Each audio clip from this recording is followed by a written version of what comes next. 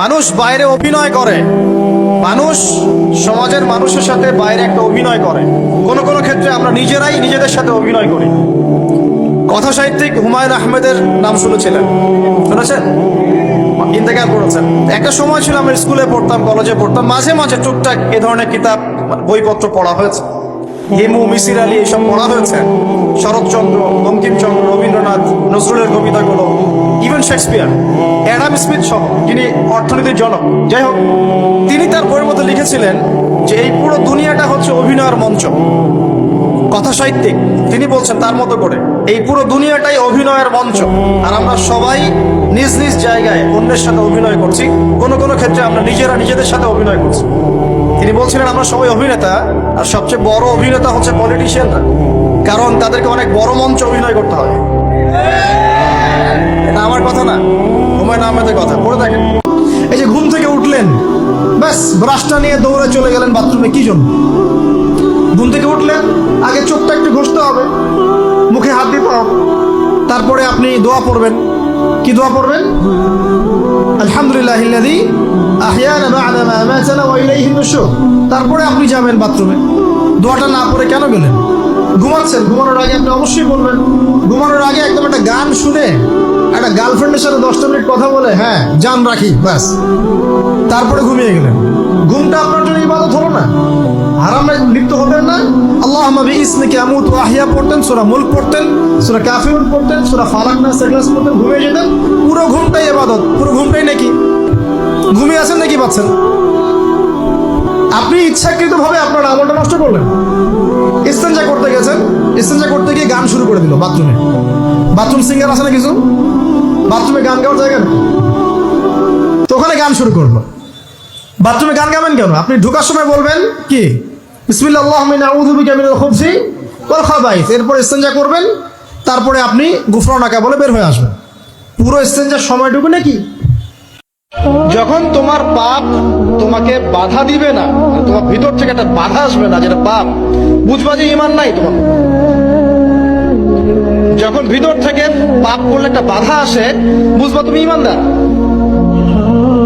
পাপ করলে যদি বাধা আসে ভিতর থেকে, যে আমি একটা খারাপ কাজ করেছি, আল্লাহর কাছে আমাকে তওবা করতে হবে, ইস্তেগফার করতে হবে, তখন বুঝবেন যে আপনার ভিতর ঈমান আছে। এই জন্য আল্লাহ পাক আপনার মনের মধ্যে এই চিন্তা নিয়ে আসছেন। আলহামদুলিল্লাহ।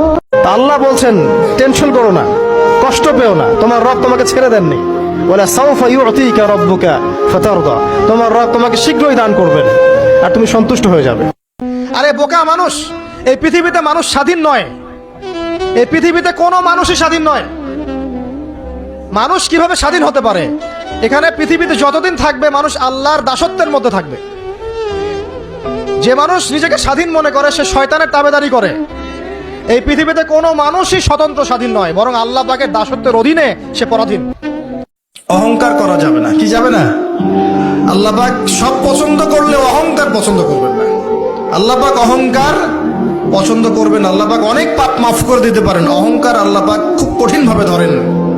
আল্লাহ পাক খুব কঠিন ভাবে অহংকারীকে আল্লাহ পাক কখনোই পৃথিবীতে টিকতে দেন না। আপনার আমার তাকদিরে যা লেখা হয়েছে, এর একটা দানা আপনি বেশি খেয়ে পৃথিবী থেকে যাবেন না। আর আপনার আমার রিজিকে যা আছে তার এক চুল রেখে আপনি দুনিয়া থেকে যাবেন না। এটাই চূড়ান্ত সত্য কথা। আপনি ঘুষ খান আর সুদ খান আর দুর্নীতি করেন আর মানুষের সম্পদ আত্মসাৎই করেন না কেন, যতটুকু লেখা আছে আপনার তাকদিরে এর বেশি আপনি কিচ্ছু পাবেন না। যে পুরুষ মানুষ কিন্তু বোকা। পুরুষ মানুষ কি? কারণ কি জানেন? সারা জীবন তারা স্ত্রী, সন্তান, পরিবার, পরিজন সবার জন্য অনেক কিছু করে ঠিকই, এবং এগুলো করতে গিয়ে তারা আল্লাহর পথ থেকে দূরেও সরে যায়, নামাজ ছেড়ে দেয়, কমিয়ে দেয়, আমল কমে যায়, দুনিয়ার ব্যস্ততা বেড়ে যায়। শেষ বয়সে সেই পুরুষ আবার একা হয়ে যায়। আল্লাহ রাব্বুল আলামিন আমাদের সবচেয়ে আপন সত্তা, বাকিরা আমাদের দুনিয়ার প্রয়োজন। এটা মাথায় রেখে চলতে হবে। আল্লাহ তৌফিক দান করুন, আমিন। সাগর কি শেখায়?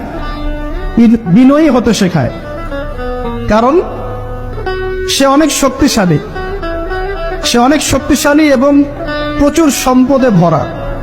এই সাগর এই পুরো এলাকার বা পুরো দেশের কোটি কোটি মানুষের রিজিকের উৎস। এই সাগর, তার ভিতরে আল্লাহ রিজিক আছে, সম্পদ আছে।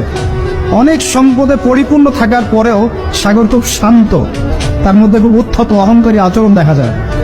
ঠিক আল্লাহর জ্ঞানী মানুষরা সমুদ্রের মতো হয়, তাদের ভিতরে অনেক জ্ঞান থাকে, কিন্তু তারপরেও তারা শান্ত থাকে, বিনয়ী থাকে। যাদের ভিতরে সম্পদ কম তাদের লাফালাফি বেশি। কথা বুঝতে পারছেন? সাগর এত শক্তিশালী হওয়া সত্ত্বেও আপনি তার সামনে গিয়ে দাঁড়ালে সে আপনার পা ধুয়ে দেয়। আল্লাহ বিনয়ী মানুষরা এমনই হয়, অনেক শক্তিশালী হওয়া সত্ত্বেও, সম্পদশালী হওয়া সত্ত্বেও তারা আপনার পা ধুয়ে দিবে। অনেক শেখার আছে। যে কোনো পাপ হয়ে যাক, আপনি পড়ে যান আবার উঠে দাঁড়ান, আবার পড়ে যান আবার উঠে দাঁড়ান। পাপ হচ্ছে হোক, হতাশ হয়েন না। আপনি হয়তো নেশা ছাড়তে পারছেন না, অ্যাফেয়ার ছাড়তে পারছেন না, সুদ ছাড়তে পারছেন না, নামাজে ধরে থাকেন, নামাজ লেগে থাকেন, নামাজটাকে শক্ত করে ধরে থাকেন, ইনশাআল্লাহ দেখবেন নামাজ আপনার সমস্ত পাপ থেকে আপনাকে বাইরে নিয়ে আসবে। আল্লাহ বলেছেন নামাজ পড়তে হবে, এত যুক্তি খোঁজার দরকার নাই তো আমার।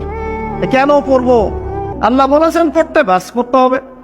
আল্লাহ বলেছেন যাকাত দাও, যাকাত দিতে হবে। আর আমার তো যুক্তি খোঁজার দরকার নাই। কেন? আল্লাহ বলেছেন হে বোন আপনি পর্দা করুন, আপনার তো যুক্তি খোঁজার দরকার নাই, কেন পড়বো? আল্লাহ বলেছেন হালাল খাও, সুদের ধার কাছেও যেও না, এবার জেনার ধার কাছেও যেও না। তা আমি জেনার ধার কাছে যাবো না, সুদের ধার কাছে যাবো না, আমার তো যুক্তি খোঁজার দরকার নেই। আল্লাহ পাকের সুন্নাহ বোঝা খুব দুষ্কর। যাকে আপনি তুচ্ছ করছেন আল্লাহ পাক তাকে হেদায়েত দিয়ে আপনার চেয়ে বড় জায়গায় নিয়ে যেতে পারেন। যাকে আপনি বড় কাফের মনে করছেন আল্লাহ পাক কাল তাকে হেদায়েত দিয়ে ইসলামের খেদমত করাতে পারেন। আবার আল্লাহ পাক আপনাকে, যিনি 5 ওয়াক্ত নামাজ পড়ছেন, রোজা রাখছেন, আপনাকে পথভ্রষ্ট করে দিয়ে জাহান্নামে নিতে পারেন। অতএব দেখবেন যখনই নামাজে দাঁড়াবেন আপনি বুঝতে পারবেন যে ওয়াসওয়াসা শুরু হয়ে গেছে। এমন অনেক ঘটনা নামাজে মনে পড়বে যেটা আপনার কখনো মনেই ছিল না, ঠিক আছে, সারা জীবনে মনে ছিল না। তো এই ওয়াসওয়াসা থেকে বাঁচার বুদ্ধি হচ্ছে সূরা নাস।